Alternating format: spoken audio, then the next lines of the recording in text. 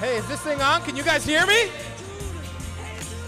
So guys, welcome to the America First, the first inaugural America First Correspondents Dinner. Are you guys excited? You guys excited to be here in Washington, D.C.? We're in such a historical venue, the National Press Club. Let's give it up for the National Press Club for hosting us. So, you know, this room, President Donald Trump has spoken here, multiple presidents, Elon Musk, Peter Thiel, Bernie Sanders, and a bunch of other notable figures throughout the course of history. And I'm super grateful for being hosted in this amazing venue. And, you know, it doesn't matter if you're a Democrat or if you're a Republican, you're welcome in this space. And that's part of the reason why we decided to host it here. Who here's a Republican? Who thinks they're a Republican? I want to get a... Okay, where are my Democrats? I know, you guys are scared. I'd be scared, too, to out yourselves. It's almost worse than outing yourself, your sexuality. But listen, traditionally, the White House Correspondents' Dinner has been a space for fun, for comedy, for jokes, and for networking, and it doesn't really matter if you're a Democrat or a Republican. President Donald Trump famously got roasted by Barack Obama, and that led to him being the next president of the United States. So that just comes to show you that jokes, even when jokes are hard and rough, they may have some unintended consequences, and hopefully we're going to see that tonight. And we're about to get started with the national anthem, so if everybody can find their seats, we're going to praise God to our country. I think that being America first does not mean if you're a Democrat or Republican, it means that you love this great country that we all get to live in. And without further ado, let's give it up for my beautiful wife, Gabriella Berasby.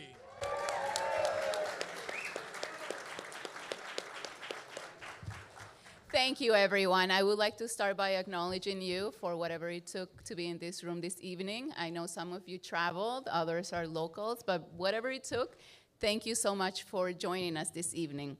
We are going to start with a national anthem. So I would like to welcome to the stage Daniel Irby. He's a military veteran, Grammy feature performer, and RNC National Convention performer. Also, he's performed in CPAC 3 times, in America's Future, and in Mar-a-Lago. So please, everyone stand and help me welcome to the stage Daniel Irby. Woo! Let's give it up. Tell you what, when Tony asks you to sing the national anthem, you say yes. And I love this room, so. Oh, say, can you see my London's early light? What so proudly we held at the twilight's last gleaming, whose broad stripes and bright stars through the perilous fight, oh, the ramparts we watched were so gallantly streaming, and the rugged red glare, the bombs bursting in naked proof through the night, that our flag was still there. Oh, sign us the star-spangled banner and wave. Oh, the land of the free and the home of the brave.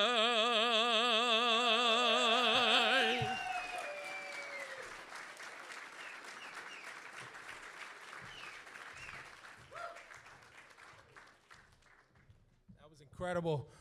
So for our next musical guest, you guys can go ahead and be seated. For our next musical guest, let's give it up for my main man, Deepak. Give it up for Deepak, everyone. Woo!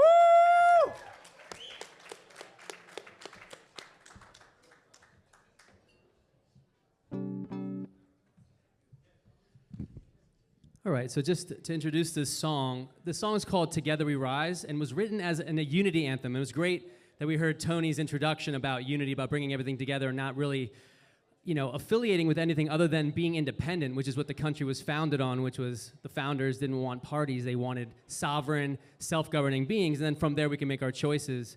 And so this song was dedicated to that, and then I was honored to be able to sing it for President Trump's Starlight Ball, as well as Bobby Kennedy's Maha Ball, and many other events, including Mar-a-Lago as well. And I hope you enjoyed the song. It's called Together We Rise, an anthem for unity. Let's pump the track nice and loud.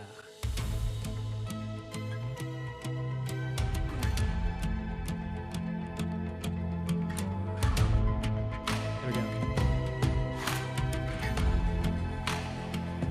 Rise up from the ashes, rise up from the flames, standing in the wreckage, watching everything we made. Come out from the shadows, come out in plain sight. Nothing to lose, it's time to move into the light. Together, united, deny it or fight it, no more hiding anymore. Our story, rewrite it or lose it, we can't keep quiet anymore. 'Cause together we will rise, together we will rise, together we will rise. Can't wait any longer, it's our time, yeah, 'cause it's our time. Together we will rise, together we will rise, together we will rise. Can't wait any longer, it's our time, yeah, 'cause it's our time. Make some noise for yourselves. Now the children in the silence, watching what we're becoming. Now we're shouting at reflections, crying out in the street. Yeah, it's time to rip the veil that covers everything. The talking heads that wanna make us blind. And when we strike back, shoot love into the skies. Together, united, deny it or fight it, no more hiding anymore. Our story, rewrite it or lose it, we can't keep quiet anymore. 'Cause together we will rise, together we will rise, together we will rise. Can't wait any longer, it's our time, yeah, 'cause it's our time. Together we will rise, together we will rise, together we will rise. Can't wait any longer, it's our time, yeah, 'cause it's our time.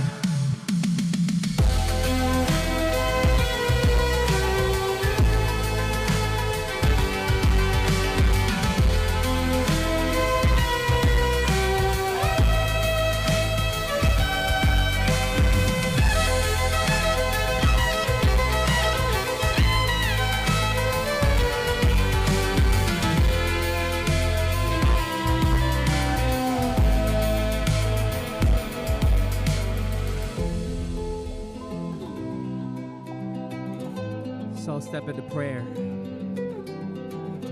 The prophecies were never written, they were carried in the flame, and now the world begins to wait. And the truth is coming alive, and we feel it in the silence, and now we're ready to ignite. Together we will rise. Together. Put your hands together. Rise. Together we will rise. Can't wait any longer. It's our time, yeah, 'cause it's our time. Together we will rise. Together we will rise. Together we will rise. Can't wait any longer. It's our time, yeah, 'cause it's our time.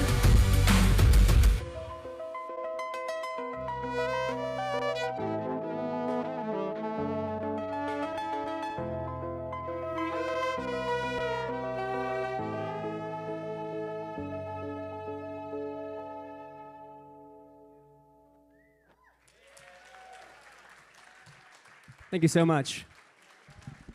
The version of that song will be coming out with Real America's music under Real America's voice in June. So stay tuned. Thank you so much.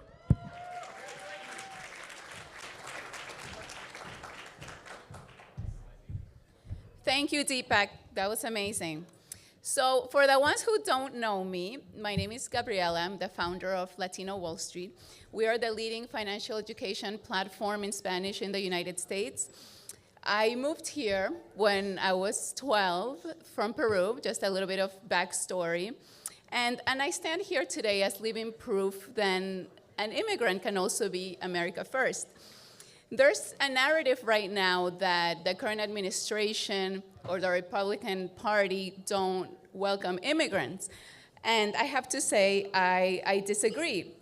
When I aligned myself with the Republican Party, I was welcomed with open arms, not as an outsider, but as someone building, contributing, and participating in the American economy. And America really changed my life, because here's what I learned. America rewards ambition, yes, but most importantly, what this country demands is contribution. If you're given the privilege of being here, regardless of where you come from, it comes with a huge responsibility, and that is to add massive value. This is the difference between simply being in America and building in America.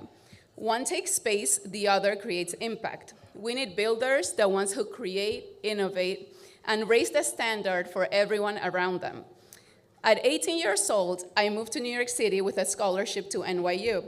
That's where everything changed for me. I stepped into financial media. I learned how narratives move markets, how perception can change power.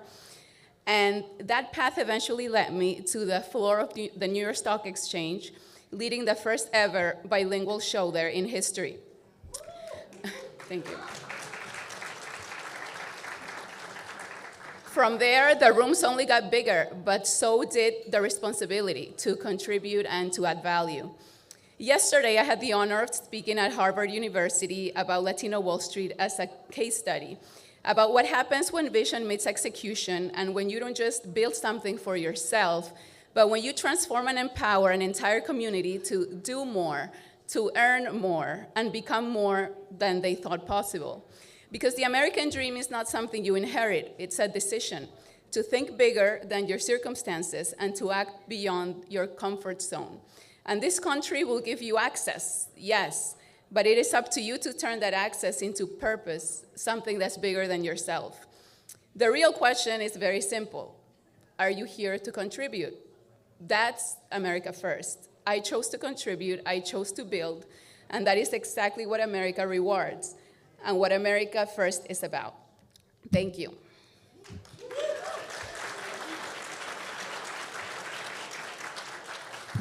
Now, please help me welcome our next speaker, our next America First speaker. He is the CEO of Nexus Business Advisors. He's the strategist who helps high-level entrepreneurs like me save a lot of money in taxes, and he does it based on trust-based ownership structures. So please help me welcome to the stage Scott McGrath. Thank you so much, Gabby. Wow, this is amazing. This is beautiful. I want to play a quick game real quick, okay? Remember, this is financial education. I have 5 minutes to let you know what I do, to talk about America first. I have 5 minutes to give you some value. So I want to play a quick game. Let's start it out with a game, okay? I'm going to ask a question. If the answer is 1, raise your hand when I go to answer 2. So here's the question. Here we go. Does the IRS, okay, do they tax money, people, both, or neither? If you think it's money, we're going to raise your hand for 1. If you think it's people, so does the IRS tax money, people, both, or neither? If you think the IRS taxes money, let's raise your hand. Anyone? Money? Okay, we've got a few here, okay? If you think the IRS taxes people, raise your hand, number 2. Okay, good. A lot more. Okay, here it goes. Do you think if the IRS tax both? Raise your hand. Okay. A lot more. Okay. How many believe it's number 4? Neither. Does the IRS tax people, money, both, or neither? Who? If you have your hand raised, stand up, please, for number 4. Okay. These are the winners in the room. Everyone give them a hand. All right. The IRS cannot constitutionally tax money or people. It's against the Constitution. The 16th Amendment only gives them the right to tax income from whatever source derived. Income only is what they can tax. So therein lies the America First value. What is the most important America First value? The most core value of America First is freedom. Okay? Your freedom to raise your family the way you want, freedom to earn all the money you want but not have to be taxed on it. Why? Because you don't take what I call ownership, or what John Rockefeller said. He said, own nothing but, say it again? Control everything. Rockefeller, he said, own nothing but control everything. That is the American value that I want to talk to you tonight about, is control. If you want freedom, okay, which is, by the way, it's your American birthright, okay? The number one core value tonight is America First. What does that mean? America First. It means you have freedom. It's your birthright. So freedom to control, okay, you have the right to control your life, your family, your money. You have the right to control your own legacy. Legacy is what it's all about, everyone. It's about legacy. When you're gone, the only thing that matters is, did you leave a legacy for your family? That's it. And so tonight I have about 2 minutes left. What I want to do is I want to explain to you how we help people at Nexus. My company is called Nexus, but we help people get financial control of not only their money, but their legacy, okay? Because if you don't have control, okay, control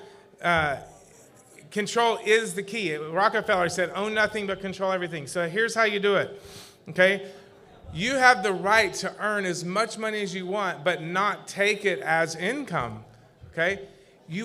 So you can create wealth. We have clients. We have over 1,000 clients, many doctors, engineers. We have every spectrum of profession, mostly business owners and investors. Real estate. How many here invest in real estate? Someone raise your hand. How many invest in real estate, okay? That's half the room usually. Everywhere I go, it's half the room real estate. Did you know you have the right, you have the freedom to buy and sell real estate with never creating a capital gain tax? How do you do that? You do it in a specific type of trust, okay? It's a trust that the wealthy use. What did Rockefeller say? Own nothing, control everything. You can control wealth in a trust without being taxed. How? Because you're not creating income. And we show you at Nexus how that works. How do I make millions, if not billions, but not create a tax? It's because you're not creating income. And by the way, some people ask, I met with a guy a minute ago, he's like, well, how do you know this is completely legal? Well, we have tax attorneys that work with us, LLM tax attorneys, by the way, and LLM is the highest it gets in the food chain for tax attorneys. So they actually have the power to interpret law, so tax law. So that's a little bit about who we are at Nexus.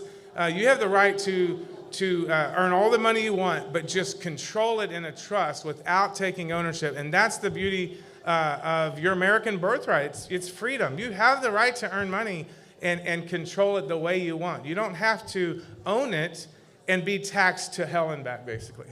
And that's what happens with people. And so, thank you. That's a little bit about Nexus. We have consultants all across the country. I have one here. Janelle's right down here. She's one of our consultants. But we have consultants all over the country. And so that's what we do. We help business owners and investors, and we'd love to talk to you. You can go to just nexus.com. You have to spell it right. It's NEXXESS. So two E's, two X's, and two S's. So thank you very much. Thank you very much, Tony. Give it up for Scott. All right. Woo! So Scott's an amazing individual. Real quick, Scott's an amazing individual. We met in Mar-a-Lago, and he can help you pay less in taxes. Who here wants to pay less in taxes? So listen, this is what we're going to do. For everybody in this room, we're going to send you an email after this event, and we're going to set up a free consultation with Scott and his incredible company, Nexus. Thank you again, Scott. We appreciate you. Let's give it up for Scott. Okay, so You guys ready for some comedy? Who here wants to laugh? So, you know,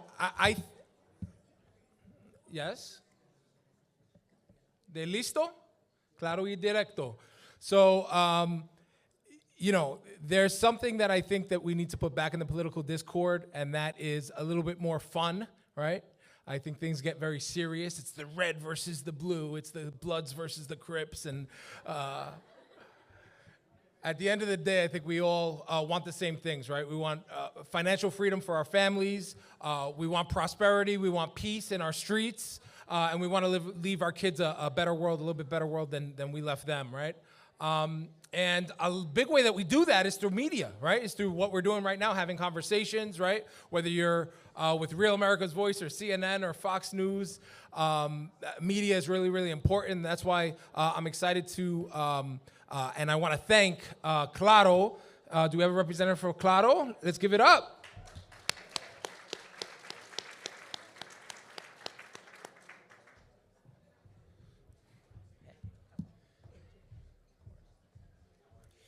Good evening, everyone. Thank you for this opportunity. My name is Gabi Peroso. I'm a journalist with more than 25 years of experience and a White House correspondent. I'm proud to represent Claro y Directo America, a fast-growing Spanish language media platform focused in American politics and public affairs. We are the first and only Spanish language channel dedicated broadcast live in full the daily activities of Donald Trump, his administration, his cabinet, and key legislative events in Washington, D.C. While many outlets offer short clips, we provide direct access in real time with live translation and clear context for Hispanic speaker audience. Our mission is simple: to bring millions of Hispanic closer to the institution, debates, and decisions that shapes United States.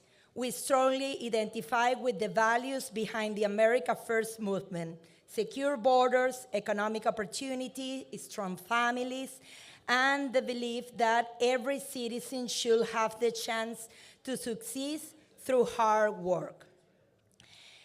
And we always have a capable sense of humor. Every time we ask people to support our YouTube channel, my partner Esteban Hernandez used to say in English, "Save a communist, don't be selfish." In Spanish, it's much better. Salva un comunista, no seas egoísta. So, so this joke is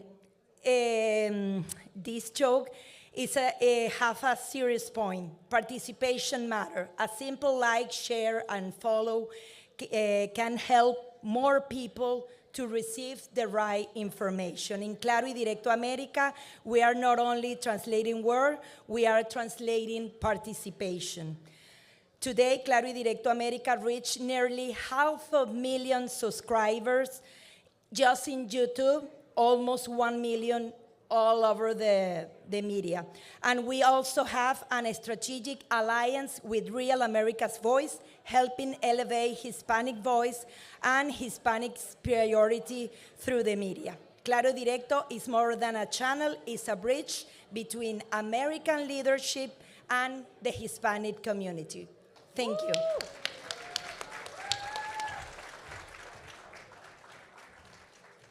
All right. So when we were first putting together the lineup, you know, one of the first people that I reached out to and told my team to reach out to was Laura Loomer. So who here knows Laura Loomer? Yeah. So we reached out to Laura Loomer. I had my team text her, and they invited her, and she respectfully declined. She told us she wasn't going to be in D.C., but she said she wanted us to change the name of the event to America Second, and those were her terms for speaking. So we respectfully declined that request, and we you know, the banners had already been printed, and so there was no way to change them at that point. And then we reached out to another good friend of mine, Kill Tony, a big fan of the Puerto Rican community.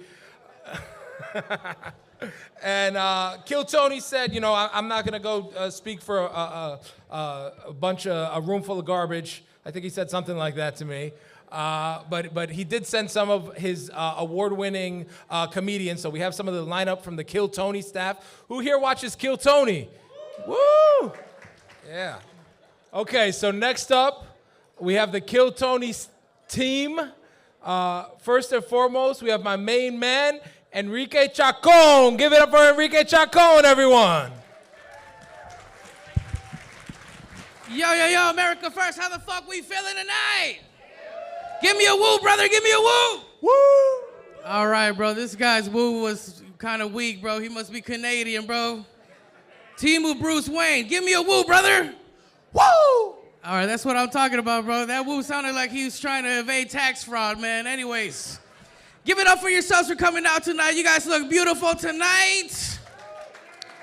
I know I'm not wearing a tux. I'm trying to start a young Republican podcast for day trading and day drinking.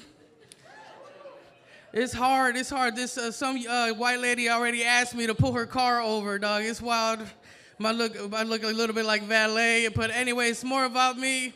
When they hired me for this gig, I'm not gonna lie, I thought it was a trap to get me deported.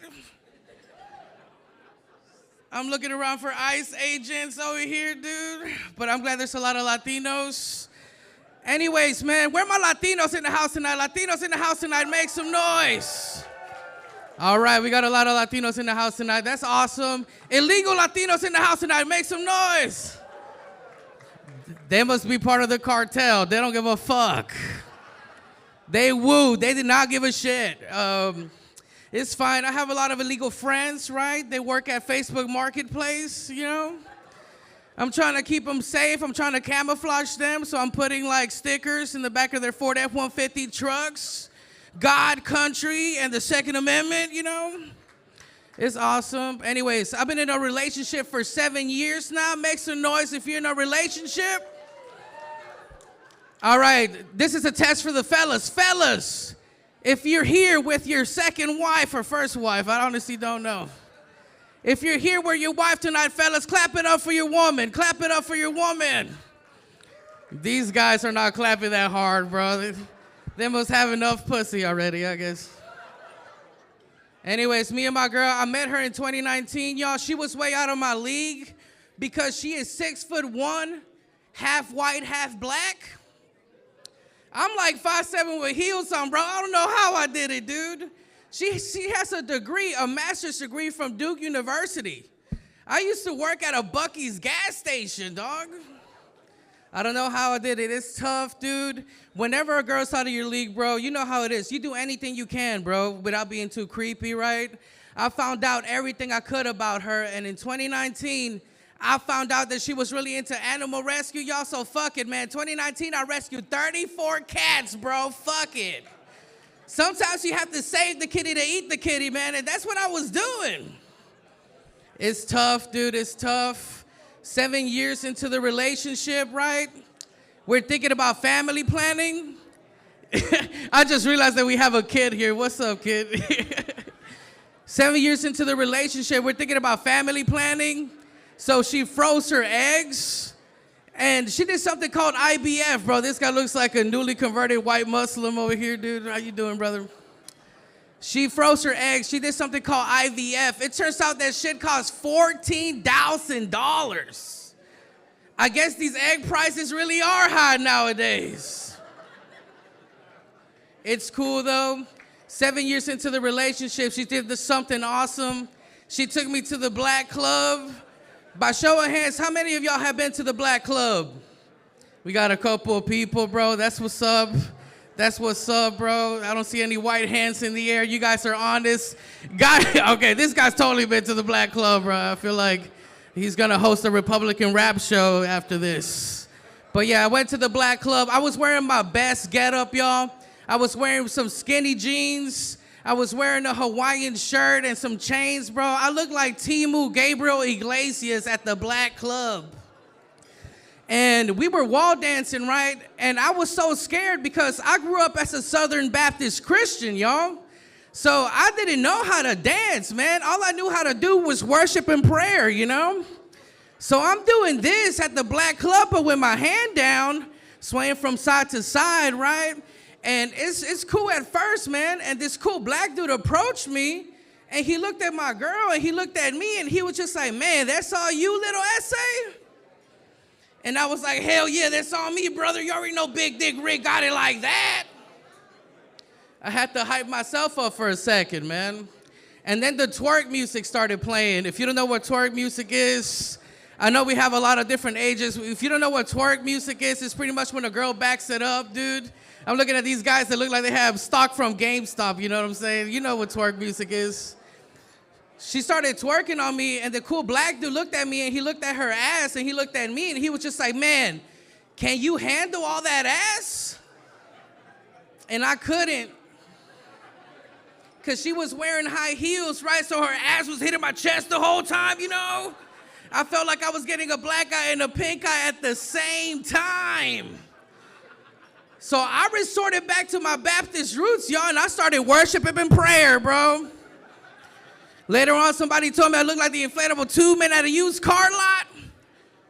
And that's the last time I've been to the black club, man. Anyways, I am sweating up here like a Baptist preacher.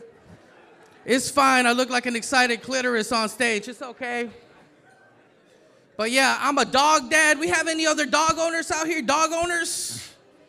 That's what's up, dude. Oh, what kind of dog do you have, ma'am? Yell it out for everybody. A Chihuahua? Okay, if I get deported, she would start a GoFundMe. Give it up for her, bro. We got a Chihuahua owner. I have a Chihuahua, too. We have a lot of Latinos, so I'm okay saying it, bro. I love rubbing my Chihuahua's nipples every day. It calms me down, bro. You ever rub a Chihuahua's nipples and put a little udder butter, bro? It brings my blood pressure down. It's amazing, dude. I rub her nipples so much, in fact, that she can't grow any hair here. And I call this her Jada Pinkett spot. And if you rub it long enough, you can see Will Smith getting cucked, bro. It's crazy. Anyways, I have a few other dogs. My Timu Bruce Wayne. I have a cattle dog, an Australian Shepherd, right? I like to use that dog for small talk with older racist white guys. I like a Tractor Supply, you know? We're buying deer corn together. He's a little shy because he's racist, but that's okay. I tell him I have a blue heeler, and then he's like, oh, my granddaddy had a blue heeler. That's a very beautiful dog. That's a very hardworking dog. And then we start talking for 5 minutes, and it's beautiful, and I see it, the dementia clears up from his eyes, and he tells me, oh, man, my granddaddy wouldn't like me talking to you, and that's the end of the conversation, you know? But I didn't ever want to change his racist ways, y'all. I just wanted him to drive back in his Ford F-150 and just start thinking about being like, man, you know what, bro, that wetback, he was one of the good ones. He was one of the good ones. Anyways, man, the last dog that I have a pit bull at home. Any pit bull owners in the audience? Okay, that's what's up, bro. We probably got a lot of golden doodles in the audience then. It's fine. I got a pit bull. I found him in 2019 on the side of the road. He was completely hairless. It's the only reason why I picked him up, bro, because I thought it was a chupacabra, you know? I thought I was going to sell him on Facebook Marketplace, man, and make a bag, dude. So you know how it is. Whenever you get a dog, you catch feelings. You can't get rid of him. And my pit bull, he ended up being aggressive, man. He's an aggressive pit bull, and it finally happened, bro. He bit my brother in the arm last year. He was bleeding in my house, so I had to kick him out of my house, you know. And my family, they're racist against pit bulls, so they're trying to tell me to get rid of him. They're like, you know what, you gotta like put him away or you gotta put him down. And I'm like, you wanna kill your nephew right now? I met him when he was a chupacabra. So I'm defending my dog to the death, man. And as I'm defending my dog from my family, I realized that I started sounding like a school shooter's mom, y'all. I'm sorry you hurt those people. You just gotta get to know him. He's a good boy. It's your fault. I think it's fucked up that my dog has insurance, but I don't. He has Allstate insurance just in case he kills somebody, dude. All I have for insurance as a grown Latino man is a Virgin Mary candle and Vicks Vapor Rub, bro. That's it. Anyways, man, do we have any people who served in the military in the house tonight? Give it up for the veterans, bro. Give it up for the veterans. That's what I'm talking about, bro. Y'all can clap it up for that, dude. My dad, he served in the military in the 70s, man, in the 80s, dude. He was in the Army, and he had crazy PTSD. He served during the Red Scare, right? So I grew up hating communism, y'all, man. Fuck communism. I can't even share an appetizer at Buffalo Wild Wings, dude. So yeah, man, my dad, he would get PTSD when we watched like Rambo's First Blood or something. And yeah, dude, he would tell me messed up things, y'all, about his time in the military. He used to tell me how he used to love torturing communists, and apparently he used to tie them up naked. He used to throw cold water at them and slap their feet afterwards so they can get pneumonia and die slowly. And I was like, damn, Dad, that's kind of gay. If you tie me up and slap my feet in 2026, I'm gonna come, dude, you know? I don't think my dad had PTSD, man. I think he was like really into BDSM and he didn't know how to talk about it. Anyways, I feel like we got a lot of BDSM fans at the back, bro. I'm glad you guys came out, man. Do y'all want to hear about the most racist thing that's ever happened to me in Texas? Make some noise, y'all. All right, dude. I got invited to this little party at a brewery in a small town in Texas. I was the only Latino guy there, man. And you know what? They weren't trying to be racist, but nobody learned my name because they just called me Amigo all night. And that was fine, right? Because they were buying me free drinks. But then these motherfuckers started calling me Tres Leches. And I'm like, man, it must be because I'm moist like a Tres Leches cake, you know? So I was ready to leave, dude, but I found this really nice white guy, bro. He kind of looked like you a little bit, bro, if you had a cowboy hat on. His name was like Tanner, Connor, or Hunter. Let's just go with Tanner, right? Tanner, he was fucked up off IPAs already, by the way. IPAs taste like dog water. And he put his arm around my shoulder, and he told me the most racist thing I ever heard as a Latino American. He was like, Enrique, is it true what they say, brother? Whenever you're making love to a fiery Latina, they make this noise in the bedroom? And he dropped his drink in the middle of the bar and he did this.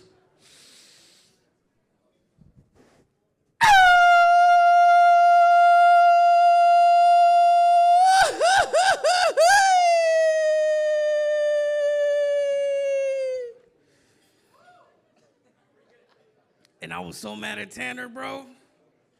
But he Mexican screamed so well, I had to answer his question. I'm like, damn, Tanner. If a Latina made that noise in the bedroom, either she found her pathway to citizenship, or you put it in the wrong hole, big dog. Okay, then we get in the room. Now we got a lot of anal fans in the room. That's what's up. I feel like we can do this next joke. Ladies in the house, make some noise. Ladies in the house, make some noise. Ladies, you guys came out. Y'all gonna hate me after this, but ladies, this is a safe space, ladies. This is just like Planet Fitness, okay? Ladies, clap it up if you ever had a bad sexual experience with a guy before, ladies. Clap it up. It wasn't you, Tony. It was the guy before you, Tony. I feel like, fellas, make some noise, fellas. Where my fellas at? Where the boys at? Okay, there you go. I feel like we are even more honest, fellas. Fellas, clap it up if you ever sexually underperformed in the bedroom before, fellas. Clap it up. You see, we got a lot of honesty in the house tonight, dude. I sexually underperformed in the bedroom, y'all, and I had to call up a friend, sir. That's how bad it was. And he told me to go to the gas station and get some erection pills. So I'm at the gas station buying erection pills, and I realized that there is no ingredients. Not even the FDA has figured out erectile dysfunction. So now I gotta choose the pill based on the animal and the explosion behind it. I found a couple of them. I found one that said the vanilla gorilla, you know, but I don't feel like I was not Caucasian enough. I found one that said the black mamba, dude, and I'm like, if I take this dick pill, am I gonna start having sex like Kobe Bryant? But no, dude, I decided to go with the strongest looking animal on the dick pills. I decided to go with the black rhino, dude. I took the black rhino. This guy knows what I'm talking about. I took the black rhino, and I thought I was gonna take my girl to a safari. But nah, man, I ended up going to the urgent care because my heart, bro, it wouldn't stop beating, dude. Have you ever been rock hard thinking that you're dying? My girlfriend was out of the restroom, and she looked at me like, babe, are you ready? And I'm like, nah, babe, actually, I'm scared right now. And we had to go to the urgent care. Sir, you ever been to the urgent care at 3 in the morning? Why is it so expensive? It's like $800, dude. That was our electricity bill. That was our Paramount Plus money, dude. That was our Netflix money. Sure, there's bad penis out there, ladies. But have you ever had dick that financially disables your family? Because that's way worse, man. Anyways, dude, you guys are going to love this next joke, man. I used to get bullied back in 8th grade because I was 5'2", 212 pounds. So my nickname growing up was Baby Empanada. They used to call me Baby Empanada because I was so fat. I didn't have any knuckles, so every time I would fight my bullies, my fists looked like little empanadas. So I decided to do something about it, man. I decided to join the football team. This guy, you look like you were a linebacker back in the day, dog. I joined the football team. I became the right tackle, bro. Now I'm just naked in the locker rooms with my team, with our dicks out, jamming to T-Pain. By the way, T-Pain is a black rapper, sir. And it was great, man. I had a new era of confidence. But after a couple of months of playing football, everybody at the school, they started calling me anteater, y'all. Just because I had a foreskin? You know what? Fellas, make some noise if you got a foreskin tonight, bro. Make some noise. Clap it up, dog. Make some noise if you got a foreskin in the house tonight. The D-Pack, hell yeah, D-Pack. We know you got a foreskin, bro. So, I became anteater until I graduated high school. And the most messed up thing I ever heard about my penis, y'all, was my senior year. I was at this girl's house. She said she was gonna blow me, I was naked in her room. The anteater was out.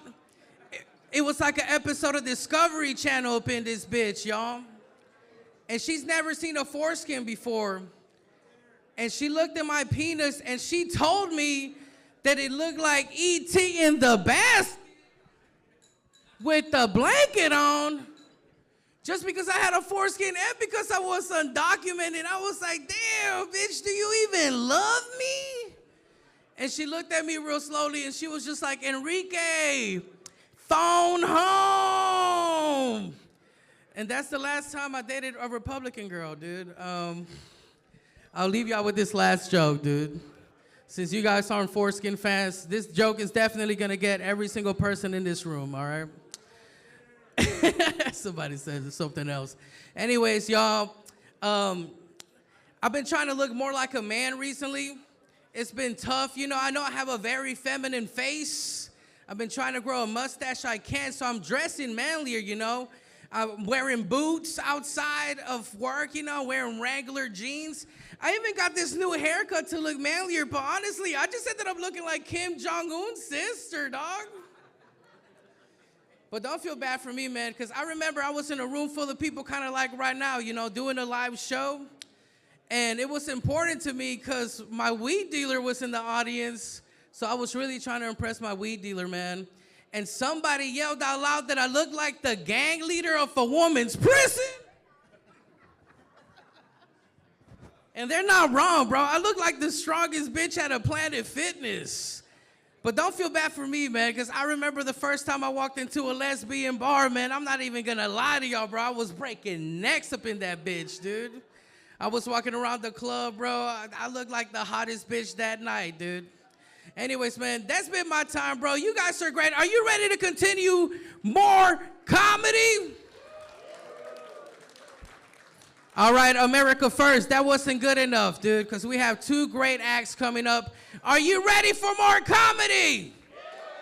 That's what I'm talking about. Okay, everybody, please. Your next comedian, I need y'all to start clapping. Start clapping. Come on, start clapping. Give it up for Mehdi Amani. What's going on, everybody? How we doing? Hell yeah. Love the diversity in here. So many different people. I even saw a cowboy earlier. There's a cowboy. We got a Deepak. I saw a child running around earlier. What the fuck is going on in here? This is wild. This is wild. No, I'm Iranian. Hold your applause. Thank you. Thank you. Yeah, man, I appreciate it. I was born this way. But I'm American now, you know, because I chose it. Like being gay, right? It's a choice. No, I got a lot of diversity where I'm from. I'm from Chicago. And it's a little different because there's a lot of diversity, but more blue hair. More blue hair. And I don't know if you know this about blue hair, but the guys, they have long beards, and the women have cocks. It's a whole different vibe, which is okay, by the way. We're all God's children. It's just those children are just a little stupider with the blue hairs. Yeah, because they came up to me, they say, they're like, hey, Mehdi, I hope Iran wins. I'm with you. I'm like, you watch your fucking mouth, okay? My family and I, we fled that country, all right? We can't keep fleeing from them. It's tiring. Are you kidding me? You know, and then what happens if you have Sharia law? You got to cover your blue hair. How are we going to know you're retarded?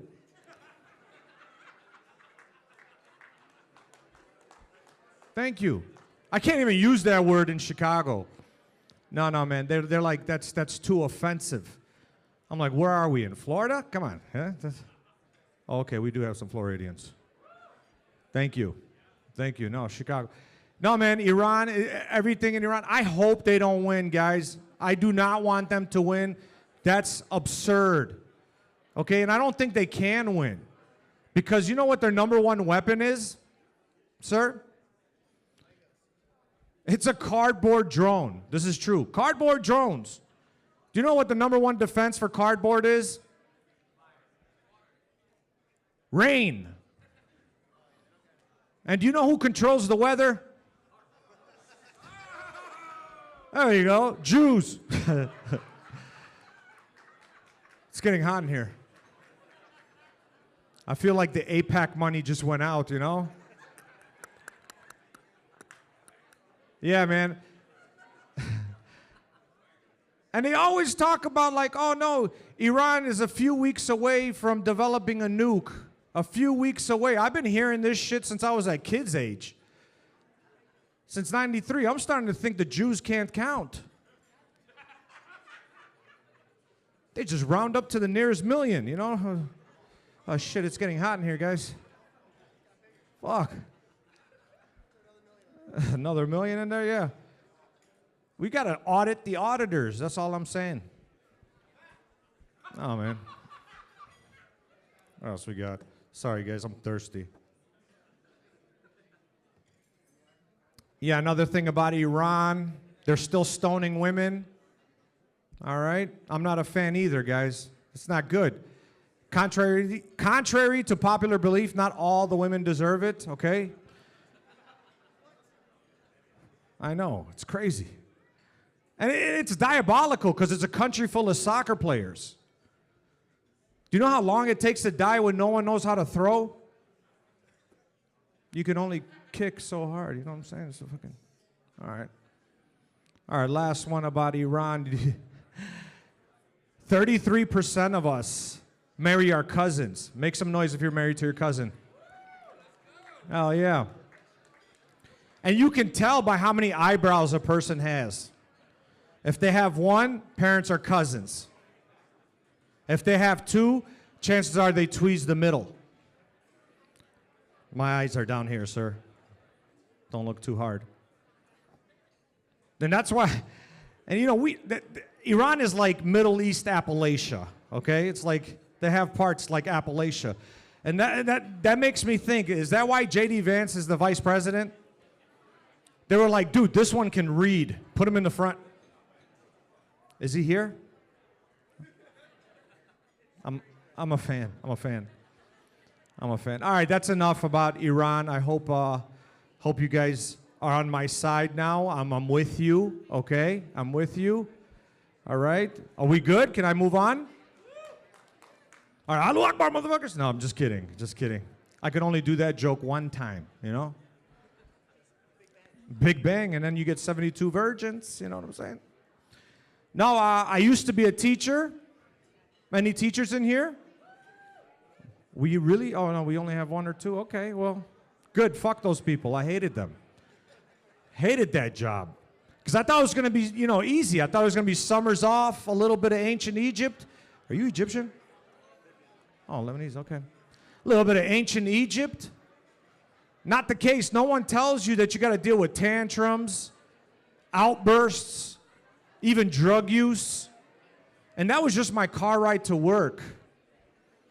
Do you know how hard it is to drive to work, steering with one leg as you roll a joint, and you're crying because you got to see Timmy again? Timmy's at school every day.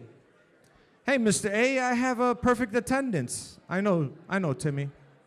But you still can't read. I don't know what the deal with that is, but I'm your teacher, so it's partially my fault, you know?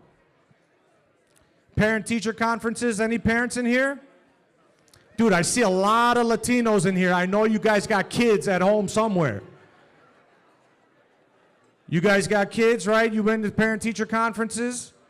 That was my favorite time, because that's when the parents would come to school, and I could tell them to their face that they should have swallowed. Right? And the parents always said the same thing. Oh my God, Brandon is having trouble. Oh my, I had no idea. This is news to me. I'm like, bitch, I emailed you 13 times. So you can't read either? This is just hereditary? Jeez. Some of you got mad with that one. Feel like you don't answer emails either. Do your teachers a favor, open it up. Any married people? Married people? Oh yeah, again, I see a lot of Latinos in here. You should be married. At least once. No, I've been married 14 years. Make some noise. Hell yeah. And in that time, you know, you have good times and bad times. The good times was when we're trying to have a baby. That was the best. My wife had a schedule. She had a calendar. She would sit me down. She's like, you see these days? We have to have sex here. Are you paying attention to me? Get off your... I'm like, babe, I've never listened this closely in my life. Please keep going. She even synced our phones together. Our alarm, she had an alarm for it. And every time that would go off, I got laid. Hell yeah. It was the best time. Because even if we were mid-fight, this would happen. She'd be like, you don't clean up, you don't do the dishes, you leave your socks everywhere. Beep, beep, beep, beep, beep, beep. And when my mom calls, you don't even talk to her. I'm coming. Okay, the last part I made up. But we did have sex a lot. Hell yeah. But there were also bad times. The worst was when we found out we couldn't have kids. That was awful. Yeah, so a lot of arguing. So we went to the doctor to see whose fault it was. And long story short, I don't want to talk about it. Yeah. But a doctor said, he's like, you know what? There's still something you can do. You could do IVF. And I was like, okay, I want to do this. He's like, but before you go on, I got to tell you, it costs $20,000. Do you have any questions? I said, yeah. How much is a Subaru?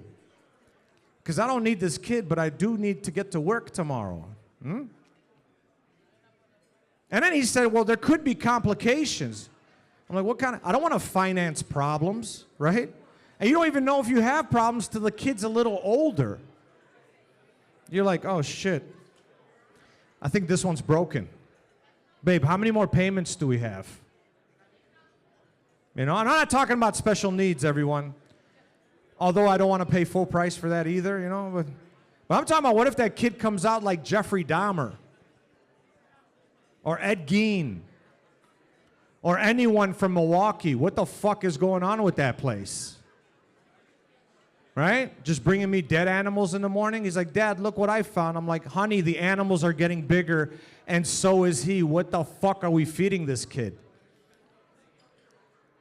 But in all honesty, we do have a beautiful 3-year-old now. All right, thank you, lady. Yeah. It's a Subaru. It's parked outside. We decided we were going to go with a lesbian. It's an Impreza. It's actually nice. Yeah, man. No, anyone, we have a lot of immigrants in here. Immigrants, make some noise. All right. And you know, our parents are a little different. My dad, a little different, okay? He was stern. He was very stern. You know, his pep talks were not the same as other kids. Like after my basketball games, he would look me in the eye and he said, son, why do you guys keep losing? I'm like, I don't know, Dad, we keep trying, you know? He also hit me. Anybody get hit growing up? You got hit? Who hit you? Your dad? What did he hit you with? Anything and everything. This guy got abused. Give a round of applause to this guy. He's got issues, dude. He said everything. His dad's a hoarder. He's just like fucking throwing a TV guide at him. Married with children's on, Dad. Now, my dad, he liked to use his hands because he wanted both of us to feel it, you know? And he was a carpenter. So he'd go to work for 13 hours and come home stronger. And I felt it, right? And anytime I talk to any adults now who say things like, you know what, I never got hit per se. My parents used words, and words hurt more. Well, you think my dad beat me quietly? He used 2 languages. And I didn't even understand the Farsi, so he just got angrier. And then he spoke English, which made me laugh, so he hit me harder. Yeah, the only time it's okay to beat your kid silently is if you're a mute. And even they make a little noise, right? Like, yeah. Oh, you don't think mute people beat their kids? They do, they just don't talk about it. All right, you guys, well, that was fun. You guys have a good time? Hell yeah. We're going to bring up your next comic. You can catch this guy all over the country, a Kill Tony regular. Please help us welcome JJ Alexander.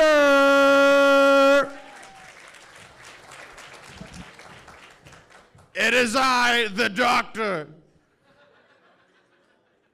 People said that I wasn't a great doctor, but I would say I'm one of the best that's ever been. They told me to do this in the email, and I thought it was a great choice, and now I'm regretting it almost instantly. How are we doing tonight? How are we feeling?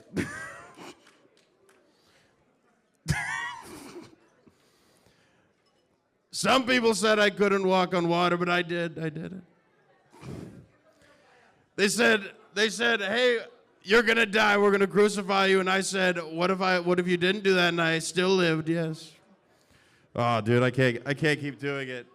I'm sorry, I had to do this, it was in the contract. I love I love you guys. Make some noise for yourselves for coming out tonight. This is great. So good. It was so hot in there, man. It's good. This is a historic venue. I'm not sure if you guys know. Right here is after Martin Luther King Jr. was arrested. Right after this, he gave a speech here to start the fight for civil rights. Right here on this stage. Give it up for that. Martin Luther King Jr., right? We like Martin Luther. Make some noise for Martin Luther King Jr., everybody. That's awesome, right? Enrique Chacon talked about his penis on that exact same stage. It's insane, man. It's great to be here in D.C. Make some noise if you're from D.C. No one's from here. Make some noise if you're from out of town. Make some noise if you're from out of town, everybody. Hey. That's right. America's great, man. It's good. Came here from Austin, Texas. It was great. Before I left, man, I feel like the toga is super distracting. What do you guys think? It's so hot in here. But yeah, you know, I recently watched the new Superman movie with my friends. That was fun. And we were walking out of the theater, and my friends was like talking to me, and he was like, "Hey, you know, do you think anyone would fall for Clark Kent's disguise?" And I was like, you know, I think Clark Kent had a very good disguise. Because I had to use my glasses as a disguise every single day. Like with my glasses on, you might be thinking, oh, this is like a kind of cute, nerdy guy. Glasses off, I look like I eat crayons for the flavor.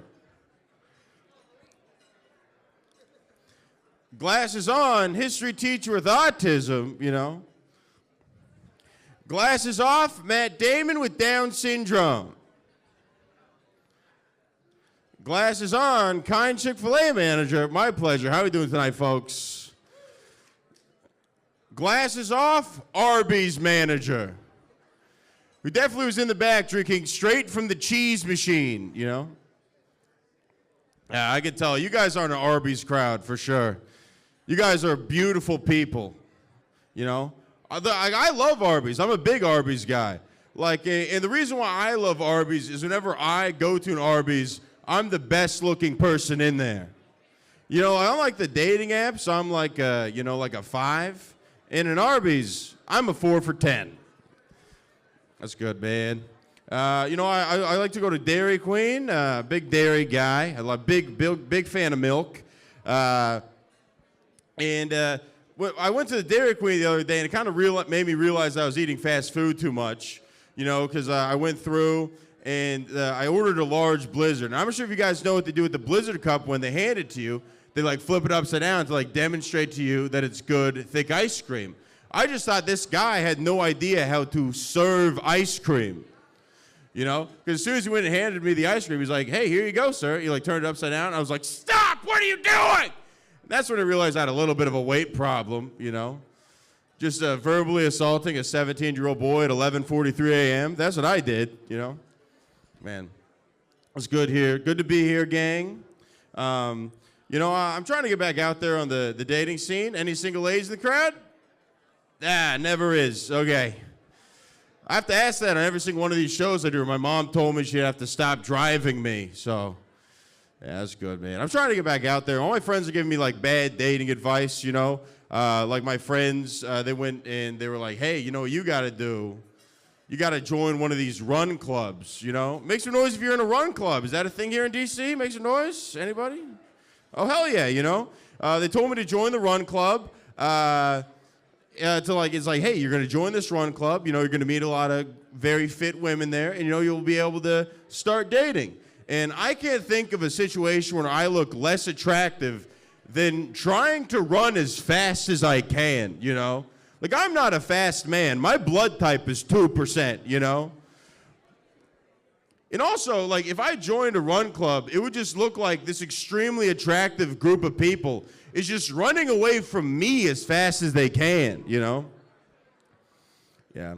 But my grandpa gave me some dating advice the other day. He was like, "Hey, you know what? You want to get a girlfriend, JJ? All you got to do is you just look her square in the eye and you say, 'I don't know what it is about you, but I just know we're going to get married.'" That was my grandpa's line. That's a crazy thing to say, you know. But the thing is, I can't really fault my grandpa for saying that because my grandpa has been married 7 times. So pretty high success rate on that. Yeah, that's good. You know, I'm trying to get back out there. You know, it's good. How you doing? Give it up for the musical act you guys saw. Make some noise for your musical act, right? It was good. And that was a great set, man. It's always tough, like, having comedy follow music, because it's just like what you're doing is so much better than what I'm doing forever. I can't play any instruments. You're so much more talented, and you have a better jacket. So, that's good, man. Gonna feel out the stage. Yeah, man. It's weird being here, you know? It's like, are you any guys, make some noise if you're a fan of Tucker Carlson, anybody? Make some noise if you like Tucker Carlson, guys? We like Tucker? You know?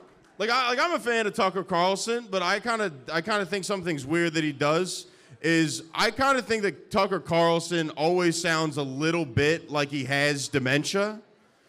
Like, whenever I watch, like, the Tucker Carlson show, he's like, what's going on? Where am I? Frankly, I don't even know who I am anymore. I don't like the face I see in the mirror. Why am I so scared? Who shit my pants? That was pretty good. Yeah. Yeah, this is fun. This was my dream, to do stand-up comedy in front of a group of billionaires. This is awesome. Hell yeah. You don't understand how much this gig means to me. My net worth increased 15,000% after this gig. You understand? I don't think you guys understand that the poorest person in the room is speaking right now. Okay, you want to know how poor I am? This past Thursday, my trash can got repossessed. I didn't even know that they could do that, dude. I didn't even know. I've just been lighting garbage on fire on my front lawn for like 3 weeks now. It's so bad. Like, I knew I wasn't doing great financially because I recently had to stop grocery shopping at the Walmart, and now the place I get my food from is the Dollar Tree. Okay, you guys have zero idea that the Dollar Tree even exists. The Dollar Tree is a place where everything costs $1.25 for some godforsaken reason, and it's where all your hope and dreams go to die. That's what that is. Like, what that means is I don't get to have Pop-Tarts anymore. The only thing that I get to have is Toast-'em Pop-Ups, which that's just a Pop-Tart that lost its will to live. A Pop-Tart that woke up in the morning, rolled out of bed, and was like, I don't even like the face I see in the mirror anymore. Every day is worse and worse, and I feel so alone. Why is frosting only on half of me, you know? Yeah. But I'm a big fan of the off-brand cereals at the Dollar Tree. Big fan. That's what I eat like almost all the time. But I kind of have a problem with all the cereal names they have, you know? Like all of the names of the different cereals at the Dollar Tree just kind of sound like terms my uncle uses for gay people, you know? It's like, what's up with all those Honey Nut Scooters walking around? See all these Tutti Fruities? See those chocolate marshmallow mateys are having a parade, you know? Yeah. Yeah, so I'm poor. I'm trying to work out more. It's not going good, you know? And like every single girl at my gym is just like taking the exact same gym selfie. They're all in front of the mirror. They're all hitting one of these. They all do this. And all those ladies think it's a really hot pose. I don't have the courage to tell these ladies, that's a really bad pose. You don't look like a hot lady. You look like you're battling scoliosis, you know? But it should be nice to the girls in my gym, though. They're very, very nice to me. Like, whenever I'm, like, working out, they're always like, hey, you're doing really good, buddy. Keep trying, you know? And I was like, oh, that's so nice. And I thought all these girls in my gym, like, thought I was, like, really attractive. But it turns out every girl in my gym just totally thought I had Down syndrome. Because I'd work out really hard, and my glasses would fog up, and I'm just like, where is the bench press machine, ma'am? And then, like, hey, you're doing really good, you know? Yeah. Yeah, but I love my family a lot. Make some noise for your moms, everybody. Moms don't get enough love. That's great, you know? I love my mom. My mom's like the most important person in my life. And what my mom wants for my life more than anything is my mom wants grandkids. And my mom's planning to get these grandkids. She just started texting me the locations of where women are. That's what my mom's doing right now. Like the other day, she texted me and she's like, hey, just so you know, there's a very pretty lady in this Torchy's Tacos. And I was like, what do you want me to do with that information, Mom? Like, she just wants me to drive over to Torchy's Tacos, kick open the door, and be like, hi, my mom told me all the sluts would be here. What's going on, you know? Like that would never work, you know. But anyways, I'm at the Torchy's Tacos, you know, trying to find my wife, and I'm there, and I'm asking this lady out, and I'm really bad at asking girls out on dates. Like the way I ask a girl out on a date is the same way that Joe Biden did the first presidential debate, you know. You guys watched the presidential debate with Joe Biden, right, gang? You know? Because I was asking the lady out, and I was like, "You're a very pretty lady, you know that?" And then I sniffed her hair. Come on. Thank you guys so much. This has been my time. I love you guys so much. This was a dream come true. Give it up for your host, everybody. Thank you so much. It was a pleasure being here. Thank you guys so much. Thank you. Okay, in the name of the Father, and the Son, and the Holy Spirit. Okay, we're all healed. Yes. Let's give it up for Dr. Trump. Thank you. My man JJ, thank you, man. Okay, so next up, how's everybody feeling? So I have a crazy announcement, guys. This is actually serious. Guys, can we have quiet for just 1 second? This is really serious. I know it's a comedy show, but this isn't a joke. At the official White House Correspondents' dinner just a few blocks away, there were just shots fired at President Donald Trump. This is not a joke. It's not funny. There was just a shooting at the Hilton, Washington. At the White House Correspondents' dinner, there was just a shooting. The president is okay so far, yeah. Well, so far, no one was hurt. But I think we should say a prayer for the president. Yeah. Yeah, of course. Guys, everyone, we need a moment of silence, and we're going to say a quick prayer for the president. Guys, we need a quick moment of silence. Our dear Heavenly Father, as we gather here this evening, Father, we're so grateful for the liberties and the love that you share upon us. All the blessings that we have, Father, we give to thee. Father, we ask at this time that you bless our president, Father. Bless him, make him safe. Let the angels guide and watch over him. Let you breathe life onto him and protect him. Please bless our country, Father. We are so grateful for this beautiful country that we have, the life and liberties, our families and our faith that we are able to hold true to ourselves. Father, please bless our president this evening. Keep him safe, keep him secure in all that he does, and all he does for our country and for each one of us. We are so grateful to thee, Father, for all the gifts and blessings that you give to us. And I say these humbly in the name of thy Son, Jesus Christ. Amen. Amen. Thank you. So next up, I hope this doesn't change your act, Rob. Next up, we have my good friend, Rob Smith. Rob, come on up. Woo, let's give it up. All right, first of all, I'm going to make this short and sweet. Obviously, there have been shots fired at the White House Correspondents' Dinner where our president is at right now. Let me just say this right now. As a veteran, as a soldier for the United States of America, as somebody that has always advocated for this country, no matter who is president or not president, there is absolutely no place for political violence in the United States of America, all right? Let me tell you something. I don't care if you are a Democrat. I don't care if you are a Republican. We live in the freest place in the entire world, and there is no place for political violence in the United States of America. Now, we are here celebrating America First, and I want to ask you, what does America First mean? I'm going to tell you what I think America First means. America First means that we put this beautiful country above all other countries. America First means that we are blessed and privileged to live in a place where people die to get to. We live in a place where people would die to be in. They would die to be here.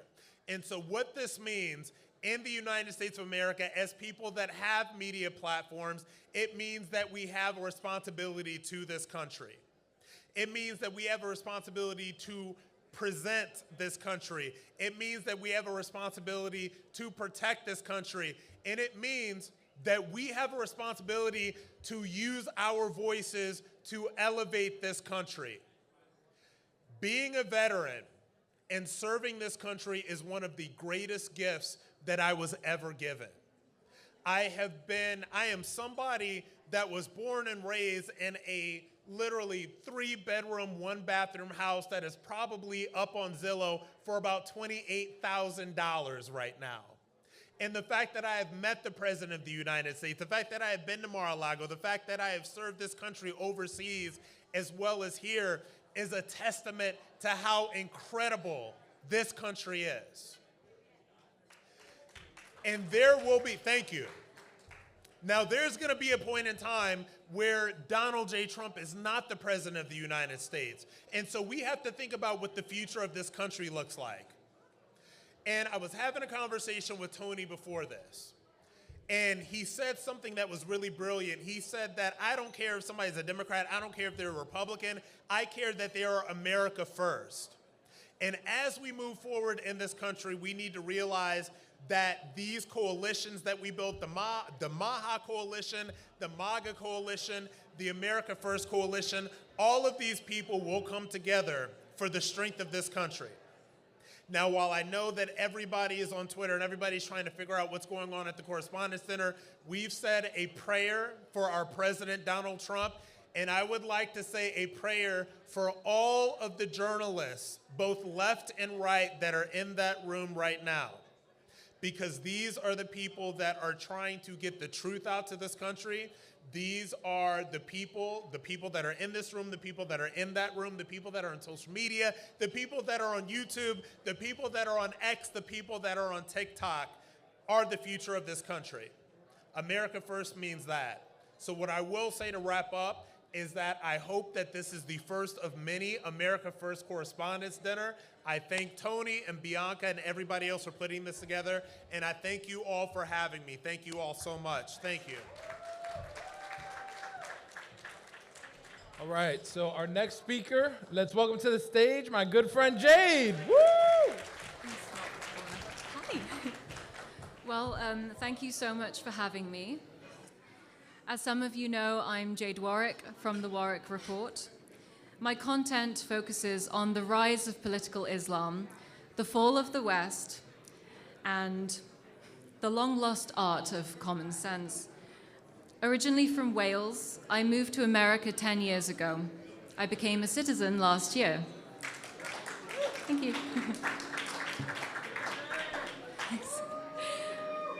As someone who grew up in a country where pepper spray is classed as a firearm and women cannot legally carry anything as self-defense, I am so grateful for the Constitution.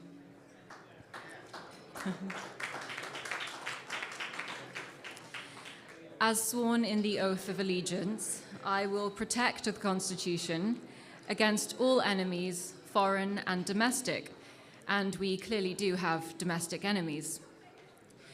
My cinematic homeland of Great Britain is facing an immigration crisis. When they opened the borders in 2015, men and migrants swarmed into these once proud nations.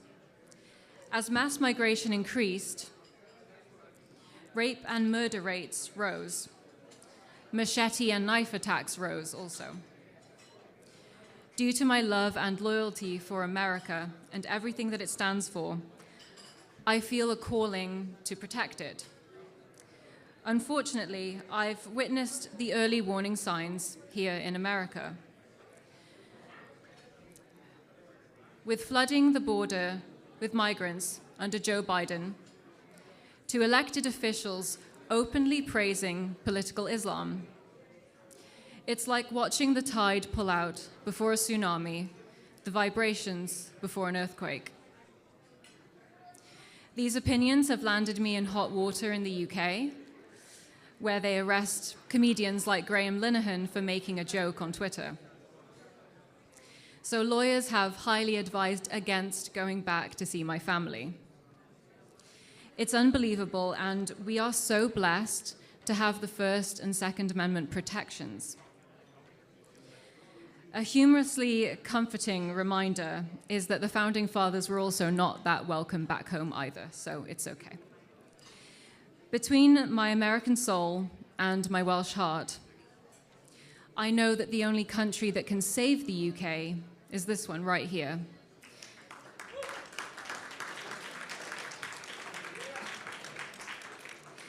The United States of America, a nation of brave rebels, descendants of people who did the near impossible. And that's a culture worth protecting. This brilliant country is turning 250 years old in July, and we must learn from the mistakes of Europe so that you may have another wonderful 250 years. Thank you so much for your time. Have a wonderful evening.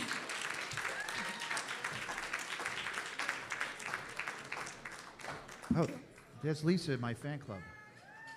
I have one person in my fan club, it's Lisa. Thank you, Lisa.